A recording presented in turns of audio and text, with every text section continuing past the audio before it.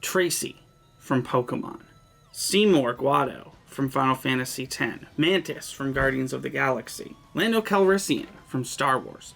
What do all of these characters have in common?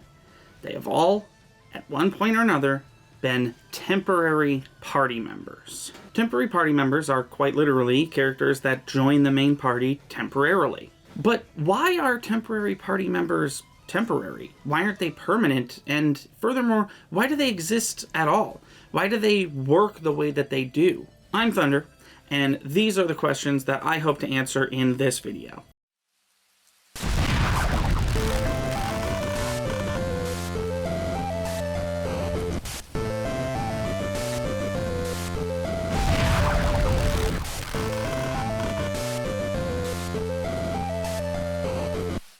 So let's start with who I think is the preeminent temporary party member. The first one that I encountered, and the first one that I think many people think of when they hear the term temporary party member. And that is Sephiroth from Final Fantasy VII. Throughout your journey in Final Fantasy VII, you're told of Sephiroth, this super famous, badass warrior who fought in countless battles and who's never been defeated, but also is someone that Cloud, the character you are playing as, is personally familiar with. They fought side by side when Cloud was a mercenary. You finally interact with Sephiroth for the first time in a playable flashback. Taking place during Cloud's tenure in the military, you get into exactly one fight. It's you and Sephiroth versus a dragon. The dragon one-shots you, Sephiroth revives you, and Sephiroth one-shots the dragon. Sephiroth immediately lives up to the in-universe hype that he's been getting. His stats are crazy high, not only compared to baby boy Cloud, but compared to modern Cloud that's currently leveled up in your party. I think Sephiroth is the perfect example of a Final Fantasy temporary party member. You play as him in one battle, he completely takes center stage, and he leaves as quickly as he shows up. And he leaves you wanting more. As soon as the fight is over, and it's over pretty quickly, you're filled with an overwhelming sense of, wait, hold on, where are you going? Why can't I play as him the whole time? And that feeling, the feeling of wanting more out of a character and wondering why they can't stay and realizing that you'd rather play the whole game as them, that's the temporary party member working as intended.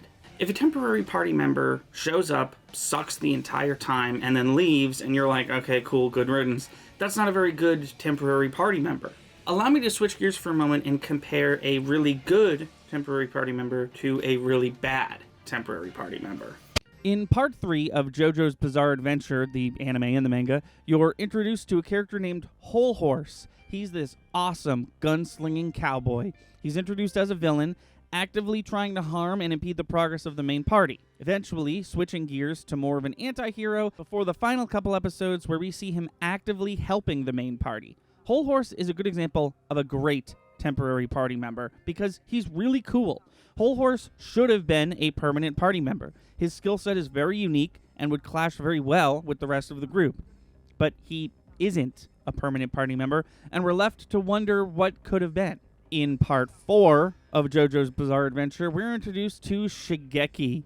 He looks gross, he is gross, he uses his power to steal from and poison people. All he does is impede. And he dies without the main party even knowing he's dying at first, in a moment that should get a lot of "ah" and "oh no, not him," but instead gets an overwhelming "okay" and "alright, finally, back to this show being good." Simply put, a good temporary party member has to not suck, has to actually help, or at the very least try to help, and has to make you think, why can't they be permanent? Another great Final Fantasy temporary party member is Beatrix from Final Fantasy IX. For the entirety of Disc 1, she's a villain. You fight her as a boss multiple times, but then, similar to Whole Horse, she realizes her ideals match up more with the main party than she initially thought. You fight with her in exactly 2 battles, and she's not extremely overpowered like Sephiroth was, but she does have all the moves she used against you in her boss fights, which is pretty cool. This is the one that really upset me personally. I was so excited to fight with her. I really, truly thought that they were using her redemption arc as an excuse to make her a main party member. But no. And even more frustrating, she sticks around for the rest of the game, always hanging around and talking with the main party, but never again playable. Fun fact that I didn't know where else to put in the video, the first temporary party member in video game history is this character. Her name's Beatrix. She's from Final Fantasy II. She's a badass pirate queen. I'd literally never heard of her before doing research for this video, and I'm going to play Final Fantasy II as soon as I can. Now, I've put a lot of thought into temporary party members for this video, and I think I've narrowed them down to the 3 big main archetypes that they fall into. I'm calling the first one the Overshadower, a character that comes in and completely takes center stage. They're better than the main party, there's probably a spin-off planned all about them, and they're clearly temporary from the start. A perfect example of this is Mirio from My Hero Academia. He's older, more confident, and generally better at being a superhero than most of the main cast. He shows up as a sort of mentor, goes on one mission, and then gets his powers permanently taken away, which is essentially a character death as far as My Hero Academia is concerned. Having a superpower is kind of an important caveat to being a main character in that show. Other examples of the Overshadower include previously mentioned Sephiroth from Final Fantasy VII, Silver the Hedgehog, Zuko from Avatar, Spider-Man when he joined the Fantastic Four, and that one spoiler character from Persona 5. Wait! Ha! Ha! Don't you dare turn your back on me! It's time I finally put an end to this! The second archetype I'm calling the Double Agent. This is someone who we think is going to be a permanent member, but soon find out is working for the main villain, or just straight up is the main villain themselves. These include Terra from Teen Titans, Merrick Ishtar from Yu-Gi-Oh!, Lord Cruller from A Crown of Candy, and of course, that one spoiler character from Persona 5. You know what happens to a man when he dies? He shits himself. So I'll be happy to watch you shit one last time. The third archetype is that of the Green Power Ranger himself, Tommy Oliver. Tommy Oliver has the perfect character arc for a temporary party member, one that I'm going to dub the Tommy Oliver arc. In the original run of the Mighty Morphin Power Rangers, Tommy is introduced as another classmate, one without superpowers. He's tricked into working for the main villain, attains superpowers, succeeds in impeding the main party and almost destroying everything they worked up to up until this point, before being defeated, unbrainwashed, and asked to join the team. He joins for a few episodes, develops a romantic relationship with the Pink Power Ranger Kimberly, and then has his powers taken away and forced to not be a character anymore. This is the formula for a perfect temporary party member.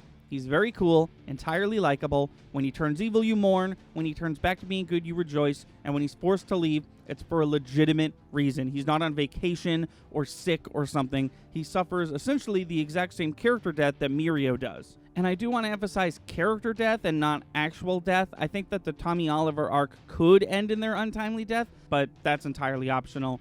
If they stay alive, that gives them an opportunity to come back like Tommy did over and over again.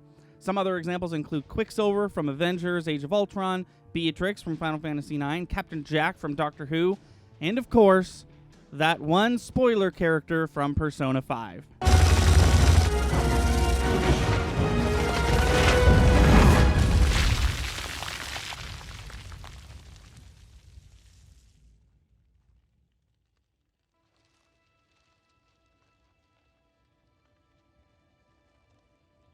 You didn't see that coming. Sometimes temporary party members are only there in the beginning to act as tutorials for the main character, like with Clements from the Oregon Trail, Butterfree from Pokemon, Buzz from Earthbound, and like a metric fuck ton of Final Fantasy characters. Sometimes temporary party members can be a main character, one that joins a team that has already been established in universe, but we only follow their exploits when the main character does, like Bilbo Baggins from The Hobbit. Or Michael Jordan from Space Jam. Sometimes temporary party members can become main party members, like with Max from Stranger Things, Toph from Avatar, Mantis from Guardians of the Galaxy, Duke Devlin from Yu-Gi-Oh!, and Hendrik from Dragon Quest XI. I like to refer to these characters as Xena characters due to the fact that they are more often than not planned to be temporary but receive such a positive response from fans or focus groups that they remain in the main party. A rather unique take on temporary party members is the game Kingdom Hearts. That game's entire battle system revolves around temporary party members. Every time you visit a new level, you get a new temporary party member. The only problem is, if you want to play as your favorite Disney characters, you have to temporarily remove one of your main party members, Donald or Goofy. A problem that is, of course, fixed in Kingdom Hearts 3. Now, I want to talk about ScoobyDoo, because the Mystery Gang has had a flotilla of temporary party members. You got Vincent Van Ghoul, you got the Hex Girls, Blue Falcon and Dino Mutt, Captain Caveman, Batman and Robin, Courage the Cowardly Dog, Simple Plan, Triple H. I'm going to talk about Scrappy-Doo. Here's why Scrappy works. In the late 70s, Scooby-Doo was getting stale. It was losing its audience, most of the general complaints being that the show is the exact same setup and execution every single episode. In an effort to boost ratings and break up the monotony, they introduced Scrappy-Doo. This totally worked, and Scrappy-Doo became a major character for many seasons. But because Scrappy's personality was so overbearing and bombastic, the writers quickly realized that when you have a character such as Scrappy-Doo, you don't really need Fred or Velma or often Daphne. Scrappy was successfully doing his job. He was entertaining kids, being a confident figure in the face of danger, and he was pushing the mystery forward. So, often, if there's Scrappy-Doo, there's no Fred, Velma, or Daphne. Here's why Scrappy doesn't work. I gotta warn you, you're dealing with Scrappy-Doo. Well, my Uncle Scooby can handle any old snake demon, and he'll just get a hold of you. Prepare to splat! Da-da-da-da-da! Puppy power! In conclusion, temporary party members are important. It showcases a level of control on the part of the writers. Not every cool character needs to be a main character. Absence makes the heart grow fonder, as they say. Show the audience how cool they are, take them away, and then you can bring them back whenever you feel like you need to, or whenever you want to. There is, however, one more temporary party member I would like to talk about. So join me in the next video, because this one's almost over, where I'm going to be discussing the greatest temporary party member of all time. Hot dog water.